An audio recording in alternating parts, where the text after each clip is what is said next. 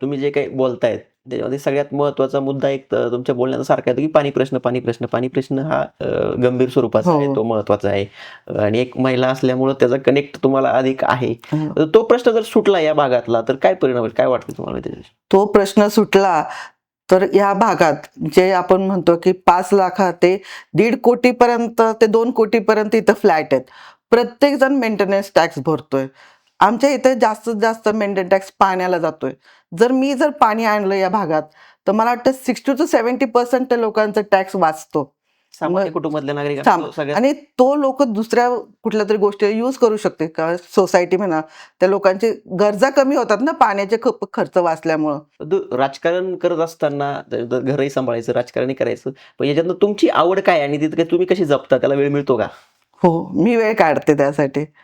काय आवड आहे नेमकी? काय वाचायला आवडतं? काय वाचायला आवडतं, नंतर टीव्ही पाहायला वगैरे आवडतं. पण मला ह्याच्यात वेळ जास्त घालवायचा नाहीये.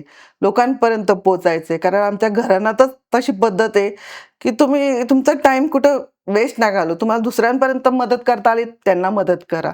म्हणजे लोकांच्या समस्या सोडवण्याचा अधिक वेळ हो, देण्याचं नक्की. तुमचं नियोजन आहे. आणि नवीन काय असेल ते आपल्या भागात कधी येईल, या गोष्टीकडे आमचं लक्ष असतं.